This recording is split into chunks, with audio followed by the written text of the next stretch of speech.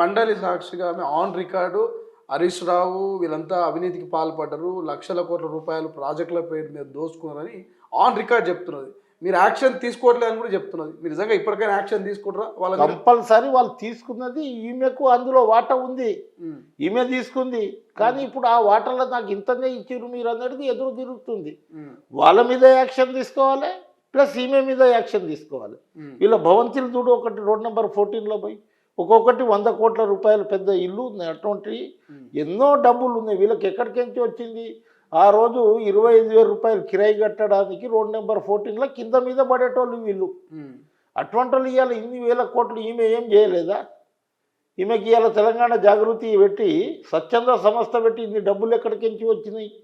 కాళేశ్వరంలో కకృతి పడ్డారు, తర్వాత ప్రాజెక్టుల కకృతి పడ్డారు, తర్వాత హరితాహారంలో కకృతి పెట్టారు, మిషన్ భగీరథల. మీరు ఏ పని చేసినా మీ వాటర్ రావాలి. సెక్రటరియట్ కట్టిన దాంట్లో గిట్ట 10% వాటా వచ్చింది. తర్వాత నేను ఆ రోజుల్లో అన్నా, ఆ రోజులలో వీళ్ళు ఎవరు ఇది చేయలేదు. గోల్కొండ కిల్లా మీద జెండా ఎక్కియాలనేది ఇదే రాములు నాయక్ చెప్పిండు ఫస్ట్. అక్కడ లాల్ కిల్లా మీద దేశ ప్రధాని ఎక్కిస్తాడు.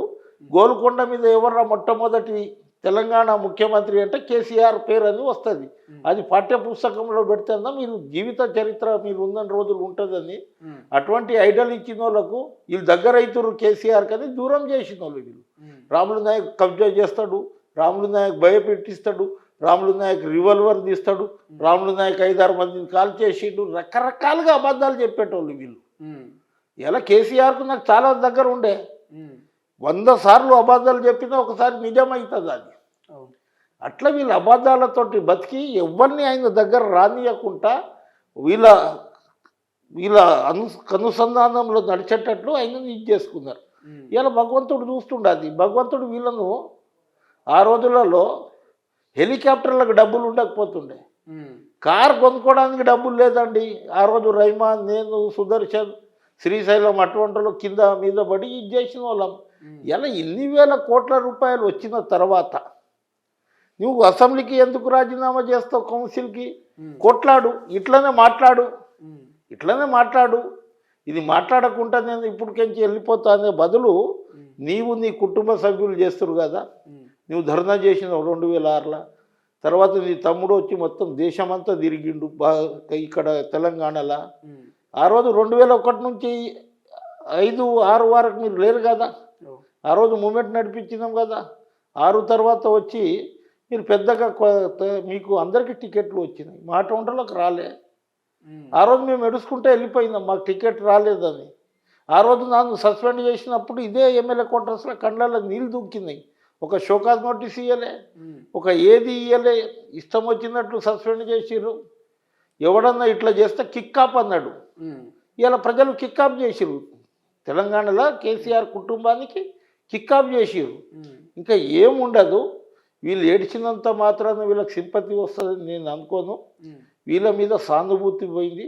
ఒకసారి తెలంగాణ ప్రజలు వీళ్ళ తండ్రిని దేవునిగా పోల్చారు. తెలంగాణ తీసుకువచ్చిండు, తెలవ పర్వాలేదు, 10 సంవత్సరాలు మన బతుకులు బాగు అవుతాయి, బంగారు తెలంగాణ వస్తుంది. 10 సంవత్సరాలు బేకారు తెలంగాణ చేసిర్రు, అవినీతి తెలంగాణ చేసిర్రు. దంచుకో, జేబు నింపుకో, డబ్బు అంతా అల్మారీలో పెట్టుకో అని అటువంటి కార్యక్రమాలు చేసిర్రు. లక్షలాది ఎకరాల భూమిని దారదత్తం చేసుకొని అది ఏది ధరణి వెబ్సైట్లో పెట్టి ప్రొబిటెడ్లో పెట్టి వీళ్ళకు ఏదైతే రిజిస్ట్రేషన్ కావాలనో అప్పుడే క్లిక్ చేసి కలెక్టర్లని చెప్పి లక్షలాది ఎకరాల భూమిని వీళ్ళు ఇచ్చేసుకున్నారు.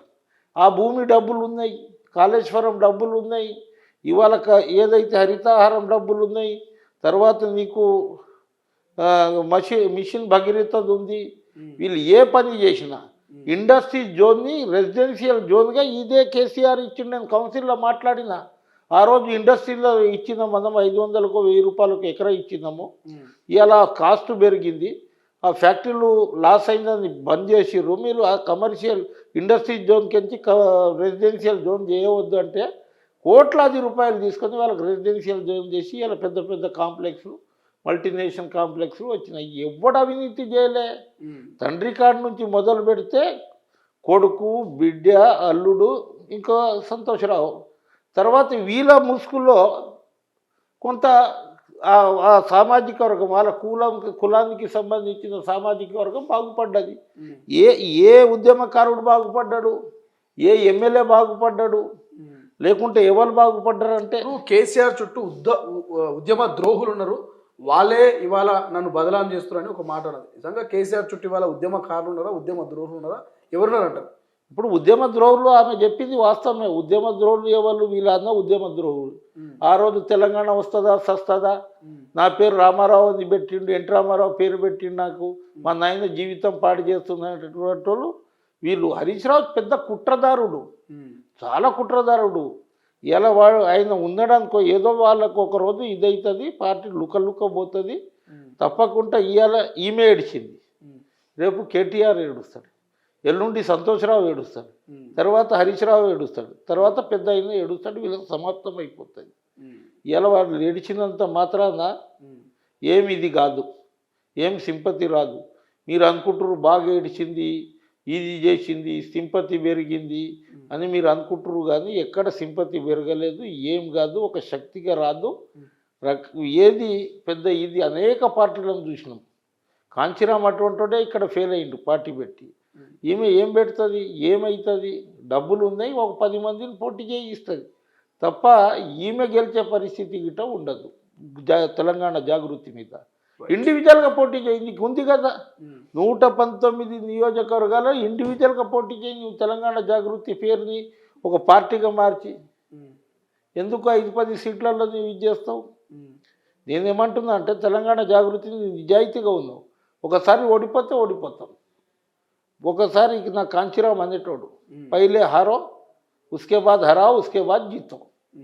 ఓడిపోతుంది ఫస్ట్, సెకండ్ నువ్వు ఓడగొట్టు, థర్డ్ నువ్వు గెలువు. నీకు ఇంకా మంచి ఏజ్ ఉంది, మంచి ఆరోగ్యంగా ఉన్నావు, అన్నీ ఉంది కదమ్మా, డబ్బులు ఉన్నాయి, అన్నీ ఉన్నాయి. ఇది ప్రజలలో పోయి మాకు మా నాయన అన్యాయం చేసిండు, బావ అన్యాయం చేస్తుండని అంటున్నావు కదా. ఈ 3 సంవత్సరాలు అట్లనే ఏడుచుకుంటా తిరిగితే ఎవరు ఏం జనాలు ఏమంటారు? మంచోలా చెడ్డోలా, ఈమె సత్యహరిచంద్రుని బిడ్డేనా లేకుంటే రాక్షసుల బిడ్డేనా అనేది జనాలే చెప్తారు కదా మీకు. ఇవాళ సిరిసిల్ల కలెక్టర్ కట్టిండు, అది మునిగిపోయింది, తర్వాత గజ్వేల్లో కట్టిండు, అది పోయింది అనేది ఇప్పుడు చెప్తున్నారు. కట్టేటప్పుడు మీరు ఎందుకు చెప్పలేదు? ఇలా మెడికల్ కాలేజ్ ప్రతి జిల్లాకు ఒకటి కట్టిండు, అందులో ఫ్యాకల్టీ లేదు, ఎవరు డాక్టర్లు లేరు, ఖాళీ బిల్డింగ్లు కనిపిస్తాయి. బిల్డింగ్లు ఎందుకు కట్టిండంటే అందులో గిట్ట కమిషన్. ఇటువంటిది ప్రతి 10 సంవత్సరాలు వితౌట్ కమిషన్ పైసలతోటి వీళ్ళు ఏ పని చేయలే. ఇది వాళ్ళ పరిస్థితి. అసలైన తొలి వెలుగు. ఫాలో వాట్సాప్ @తొలి వెలుగు official.